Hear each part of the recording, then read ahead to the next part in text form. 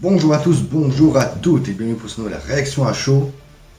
Aujourd'hui, après un retour sur le biopic consacré à Ted Bundy avec Zac Efron, aujourd'hui on va s'attaquer à un autre biopic et pas n'importe lequel parce qu'on va parler du plus grand gangster des États-Unis, le plus grand gangster de la prohibition. Aujourd'hui, on va parler de Capone. Capone, réalisé par Josh Trank, qui a fait Chronicle et Les 4 Fantastiques, le nouveau, qui apparemment, moi je ne l'ai pas vu, mais apparemment a fait un gros flop et qui n'était vraiment pas bien. Donc, je le verrai un jour pour vous en faire une critique. On verra si moi j'aime ou pas. Dans lequel on va retrouver dans le rôle titre de Capone, d'Al Capone, Tom Hardy. On va en parler, vous allez voir que c'est vraiment un très bon acteur. On va retrouver également Matt Dillon et Kyle MacLachlan, très bon acteur aussi. Alors, ce biopic consacré à Al Capone, donc, qui va nous raconter l'histoire, non pas de sa période d'activité de les années 30, de la Prohibition, mais de la dernière année de sa vie. Il faut savoir qu'Al Capone a passé plus de 10 ans en prison quand il a été arrêté pour fraude fiscale, et également, donc, il avait contracté la syphilis à l'âge de 15 ans, syphilis qui l'a amené à perdre un petit peu la boule, on va en parler. Donc le film se concentre sur la toute dernière année de sa vie, quand il était assigné à résidence en Floride. Et comment dire, c'est très spécial comme film. Les décors sont très beaux, la réalisation aussi. Et Tom Hardy, franchement, en Al Capone, c'est du très lourd. Franchement, j'étais vraiment dedans. Alors, le film est sorti en VOD. Je sais qu'il va sortir en physique à la rentrée. Mais pour ceux qui l'ont vu en VOD, vous savez qu'il n'existe pas de VF. Donc je l'ai vu en VO sous-titré.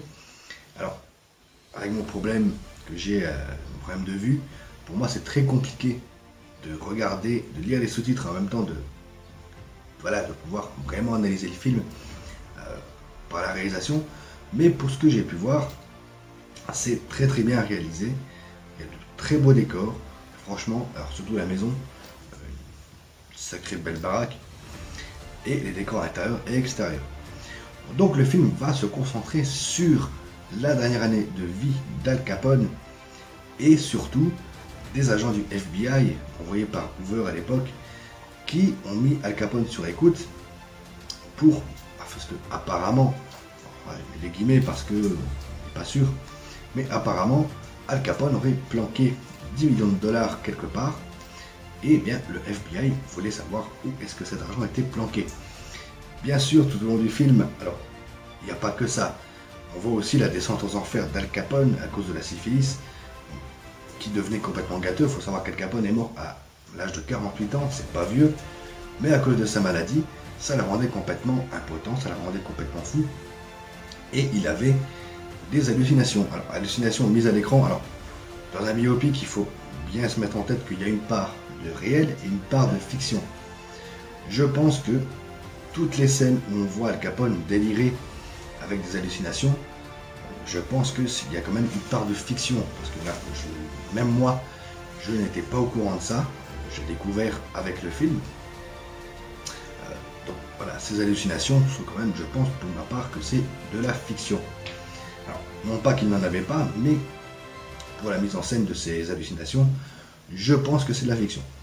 Pour le reste, alors, on voit vraiment Al Capone comme, pour ceux qui connaissent Al Capone, qui ont vu des documentaires sur lui, là on le voit vraiment, on voit quelqu'un d'assez fragile, d'assez, vraiment, il perdait la boule, un peu comme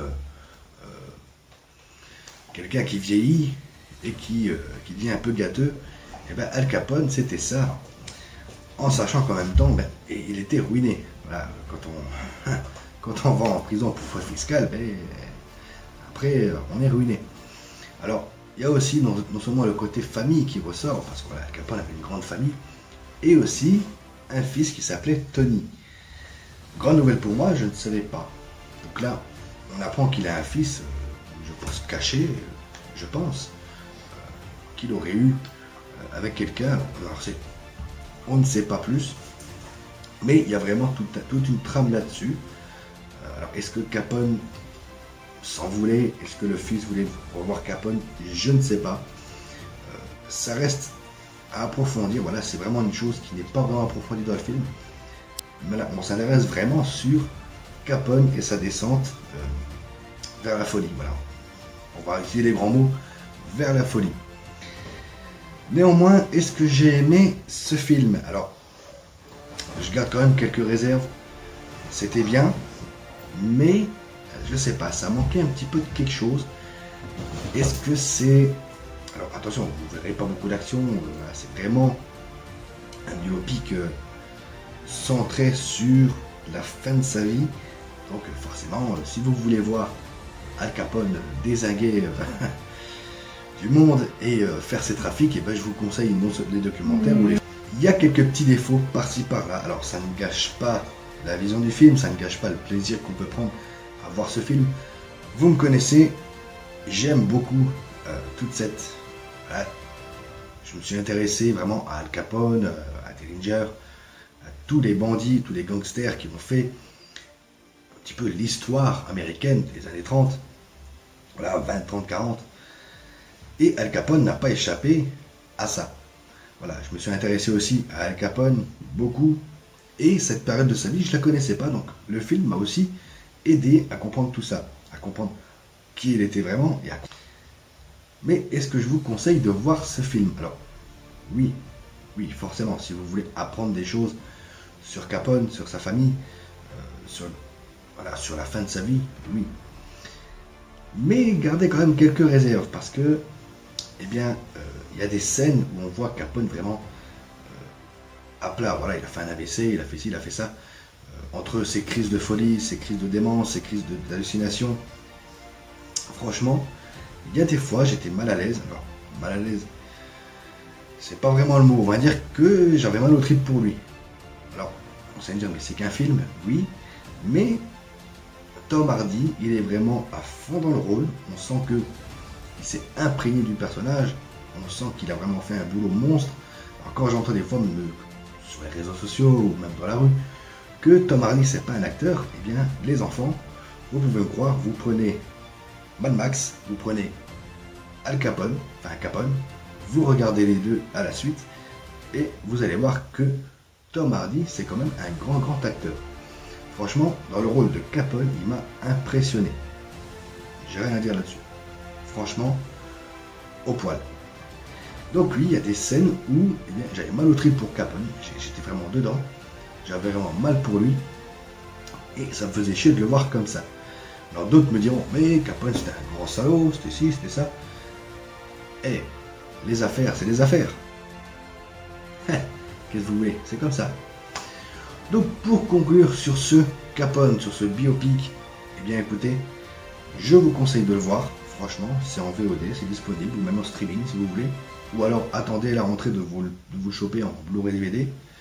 Franchement, c'est un très bon film qu'il faut voir, qu'il faut prendre pour ce qu'il est. Hein. C'est un biopic, il n'y a pas d'action. Donc voilà. Pour conclure là-dessus, eh bien écoutez, je vous souhaite une très bonne journée, ou une très bonne soirée, comme vous le voulez. Prenez soin de vous, continuez à regarder des films, à jouer aux jeux vidéo. Ciao.